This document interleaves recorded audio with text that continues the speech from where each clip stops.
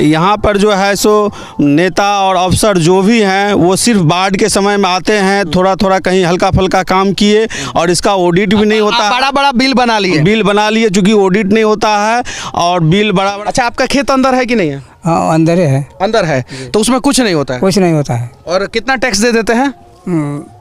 2000 का बीघा लेता है। 2000 रुपया बीघा ले लेता है। आज तक न्यूज़ के माध्यम से मैं ये बिहार सरकार को आगाह करना चाहता हूँ और करना चाहता हूँ जो कम से कम हम लोग से मालगुजारी नहीं लिया जाए। इंजीनियर बनाया, इंजीनियर जब दिया उसमें तो इंजीनियर आके पानी रोकेगा ना, तो बोल दीजिए रोक देगा इंजीनियर को, पानी कैसे रोक देता है? वो पैर को पहले उसी जगह, उससे आगे होकर धार घुस गया है और उसी तरह वो खड़े हैं। अच्छा, फ्लड फाइटिंग का काम यहाँ पे होता है?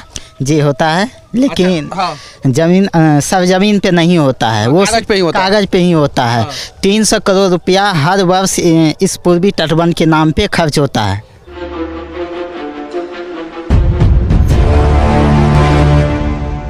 बिहार के लोगों के लिए कोसी अभिशाप बन गया और नेताओं के लिए कोसी वरदान बन गया। कैसे?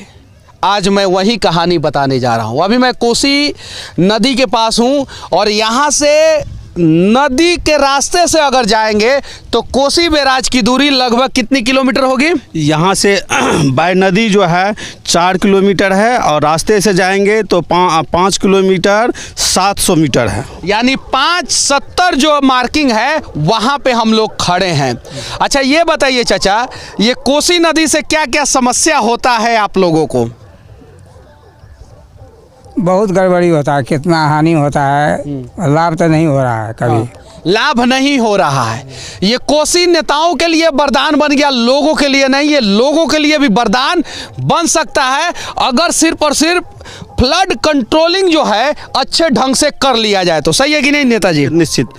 यहाँ पर जो है सो नेता और अफसर जो भी हैं वो सिर्फ बाढ़ के समय में आते हैं, थोड़ा थोड़ा कहीं हल्का फुल्का काम किए और इसका ऑडिट भी नहीं होता। बड़ा बड़ा बिल बना लिए चूँकि ऑडिट नहीं होता है और बिल बड़ा बजा के। ध्यान देने वाली बात यह है कि बाढ़ के समय में जो काम होता है उसका ऑडिट नहीं होता है। क्यों ऑडिट नहीं होता है? क्योंकि वो आपदा में अवसर ढूंढने का प्रयास किया जाता है। हाँ, ये इसीलिए यहाँ के जो भी मंत्री बने हैं, बिहार में जितने भी मंत्री, वो चाहते हैं बाढ़ का स्थायी निदान नहीं हो, बाढ़ इसी तरह आते रहे और वे माला माल होते रहे और लोग मरते रहे। अच्छा, ये बताइए चाचा, अंदर जो आप लोगों का खेत है उस पे तो टैक्स वैक्स लगता है ना? जी, खूब लगता है। खूब लगता है। हाँ। खेत में कुछ होता है कि नहीं होता है? कुछ नहीं होता है। कुछ नहीं होता है, फिर भी टैक्स देना पड़ता है। टैक्स देना पड़ता है। सरकार से विनती करना चाहता हूं कि नदी के तराई क्षेत्र में और फ्लड क्षेत्र में जहां पे बाढ़ आता हो उस क्षेत्र में या तो आप फ्लड फाइटिंग का काम कीजिए, बाढ़ को कंट्रोल कीजिए, या तो वहां के किसानों को इतना छूट दे दीजिए कि उनका मालगुजारी टैक्स जो लगता है वो ना लगे। सही है कि नहीं चाचा? जी हाँ, जी हाँ। अच्छा, आपका खेत अंदर है कि नहीं है? हाँ, अंदर है। अंदर है तो उसमें कुछ नहीं होता है? कुछ नहीं होता है। और कितना टैक्स दे देते हैं? 2000 का बीघा लेता है। 2000 रुपया बीघा ले लेता है। जी, जरा सोचिए, इधर जो किसान का खेत जो है बाढ़ में डूब जाता है उससे 2000 बीघा ले लिया जाता है टैक्स, और नेताओं को जो सैलरी मिलता है वो टैक्स फ्री मिलता है। ये कोसी का क्षेत्र है और यहाँ से 10 किलोमीटर दूर तक सिर्फ और सिर्फ पानी ही पानी दिखेगा, सिर्फ पानी। और ये सामने जो है वो कोसी बैराज है, सामने जो नेपाल में स्थित है, आप देख सकते हैं सामने जो है कोसी बैराज है वही। और ये कोसी के क्षेत्र में रहने वाले लोग हैं जिनको समस्या होता है और बाढ़ पे कंट्रोल किया जा सकता है। किसी भी इंजीनियर को बुलाया जाए, पूछा जाए, वो इंजीनियर खुद बताएगा कंट्रोल किया जा सकता है। 100% नहीं, लेकिन 75% जरूर। कैनल सिस्टम बना के, पानी को डाइवर्ट करके, नदियों से नदियों को जोड़ के। सही है कि नहीं? अच्छा, आप यहाँ के लोकल पत्रकार हैं? जी। क्या नाम हुआ आपका? अभिषेक आनंद। अच्छा, यहाँ सबसे ज़्यादा लोगों को किस चीज़ से समस्या होता है? सबसे ज़्यादा यहाँ स्वास्थ्य और पानी को लेके सबसे बड़ा समस्या है। दूसरी समस्या यहाँ के किसानों को यह समस्या है, नदी में पूर्वी तटबंध के अंदर तो ज़मीन है उस किसान का, लेकिन 1 टेलर बालू का भी जरूरत पड़ता है। अगर उसमें से 1 टेलर बालू लेने के लिए आता है तो एसएसबी के द्वारा या बिहार पुलिस के द्वारा रोका जाता है, उससे मनमानी तरीके से पैसा वसूला जाता है। किसान जबकि मालगुजारी देता है, फिर भी किसान को मिट्टी और बालू लेने तक अपने घर में काम हो या कहीं पानी लग जाता है उसको भरने के लिए, ऊंचा करने के लिए अगर बालू का जरूरत पड़ता है तो फिर भी नहीं लेने जाता है। सबसे अगर इसमें से किसान बालू निकालेगा तो शायद जो है सिल्ट कंटेंट ज़्यादा जमा नहीं होगा और जिससे जो है बाढ़ कम आएगा, इसीलिए जो है किसानों पे प्रतिबंध लगा दिया गया। जबकि किसानों के खेत से टैक्स लिया जाता है, तो उसके खेत में अगर मिट्टी के जगह पे बालू जम गया तो बालू हटाएगा तब ना वहाँ पे खेती करेगा एक फसल गेहूं का। तो ये तो कम से कम नहीं होना चाहिए, कम से कम किसानों को तो इतना छूट होना चाहिए ना। सच तक न्यूज़ के माध्यम से मैं ये बिहार सरकार को आगाह करना चाहता हूँ और कहना चाहता हूँ जो कम से कम हम लोग से मालगुजारी नहीं लिया जाए और यहाँ के आसपास के लोग जो अपने घर को बनाने के लिए भरने के लिए यहाँ से बालू निकालते हैं तो उसको जो है खनन विभाग के द्वारा पुलिस के द्वारा रोका जाता है, उसको नहीं रोका जाए और इससे होगा कि सरकार का भी काम होगा। लेकिन वो इसलिए रोक देते हैं ताकि नीतीश कुमार बोले थे कि फड़क्का डैम के पास जो है वो गाद ज़्यादा जमा हो जाने से बिहार में बाढ़ आता है, वैसा ही गाद जो है कोसी में जमा हो जाता है और कोसी का बालू जो है निकाल के जो है बड़े बड़े कंस्ट्रक्शन में काम के लिए नहीं इस्तेमाल किया जाता है, क्योंकि ये सोन सेंट का बालू होता नहीं है, इसलिए ये गाद जमते जाता है, लोगों को भी परेशानी होती है। और अगर लोग अपने घर भरने के लिए यहाँ से मिट्टी निकालना चाहते हैं, बालू निकालना चाहते हैं तो रोक दिया जाता है। क्या नाम हुआ आपका? मेरा नाम शत्रुघ्न कुमार सिंह। अच्छा शत्रुघ्न जी, ये बताइए कि कोसी से क्या क्या समस्या होता है? बहुत सारा समस्या होता है किसानों को, और बाढ़ जब पानी आ जाता है तो जो भी फसल होता है सब बर्बाद हो जाता है पानी में, और किसान जो भी लागत लगाते हैं उसमें कोई आमदनी नहीं आता है।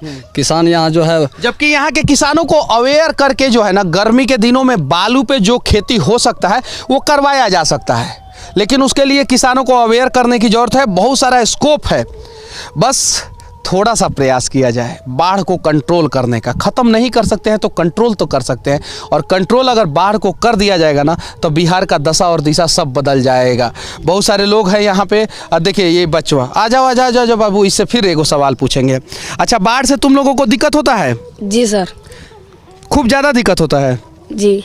अच्छा चलो ठीक है। क्या नाम हुआ तुम्हारा? चंद्रशेखर। अच्छा, नदी में तैरने आता है? नहीं आता है। ये कोसी क्षेत्र का लड़का है, इसको नदी में तैरने ही नहीं आता है। तुमको नदी में तैरना सीखना होगा।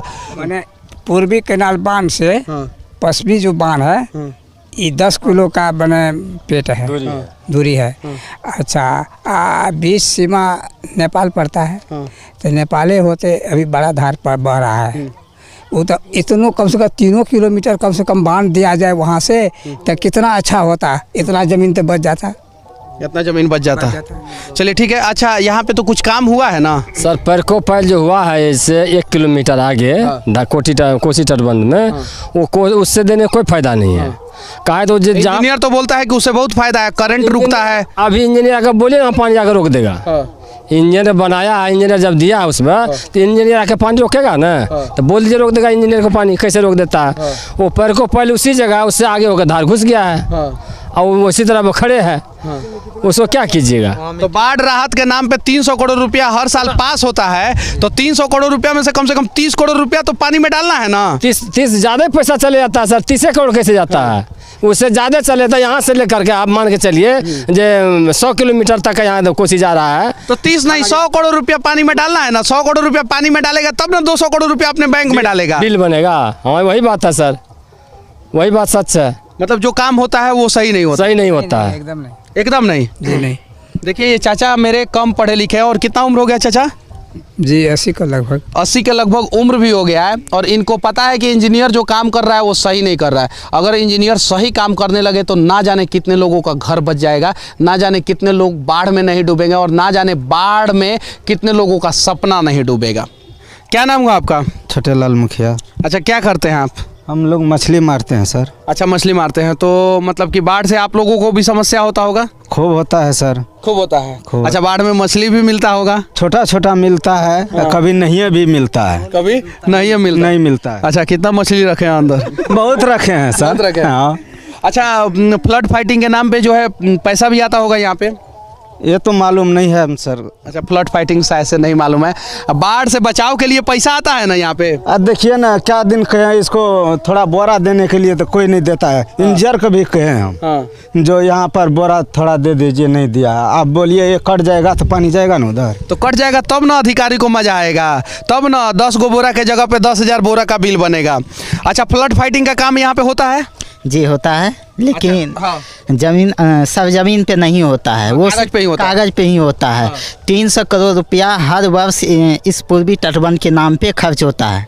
300 करोड़ रुपया पूर्वी तटबंध के नाम पे खर्च होता है। जरा सोचिए, 2 बार 300 करोड़ रुपया को मिला दिया जाएगा तो 600 करोड़ रुपया हो जाएगा, और 600 करोड़ रुपया में कोसी को जो है बागमती से और गंडक से, दोनों नदी से जोड़ दिया जाएगा और बाढ़ से राहत मिल जाएगा।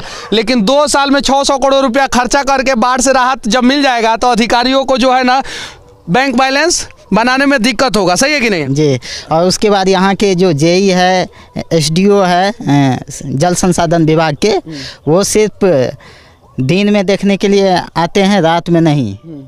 जब कहीं पे नहीं कटता है उसको जानबूझ के कटवाया जाता है। बोला जाता है ठेकेदार को कि उस नोज को कटवाइए ताकि बिल बने, और उसके नाम पे हल्ला करवाया जाता है। कुछ पत्रकारों को पैसा देके गलत न्यूज़ छपवाया जाता है कि कटने वाला है, कटने वाला है, कटने वाला है, जल्दी यहाँ पे काम होना चाहिए। वो आस पर कटने वाला है, आधा कट चुका, नहीं कटा हुआ फिर भी आधा कट चुका है, उसको इतना हवा बना दिया जाता है और उसी के नाम पे करोड़ों रुपया का लूट होता है। और जहाँ पे टूटने वाला रहता है वहाँ पे नहीं किया जाता है? बिल्कुल नहीं।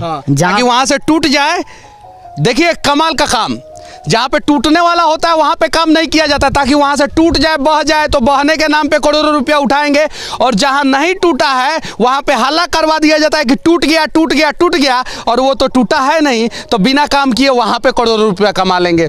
यही काम होता है बिहार में। बाढ़ में, आपदा में अवसर ढूंढा जाता है, और समस्या जो है ना, किसी फॉर्चूनर छाप नेता, हेलीकॉप्टर छाप मंत्री और हवाई जहाज छाप जो है, चार्टर प्लेन छाप जो है ना, बड़ा मंत्री को नहीं होता है, समस्या गरीबों को होता है। जरा सोचिए, और इन्हीं गरीबों का हक जो है मारा जा रहा है। एक बार ईमानदारी से प्रयास किया जाएगा 5 साल तक, तो शायद बिहार के बाढ़ का 75% समस्या का समाधान ढूंढ लिया जाएगा। लेकिन इसके लिए हम पत्रकारों को भी ईमानदारी पूर्वक प्रयास करना होगा और इन सारे समस्याओं पे आवाज़ उठाना होगा। बाकी हमारा ये प्रयास कोसी नदी से कैसा लगा, आप लोग कमेंट करके ज़रूर बताना। जय हिंद।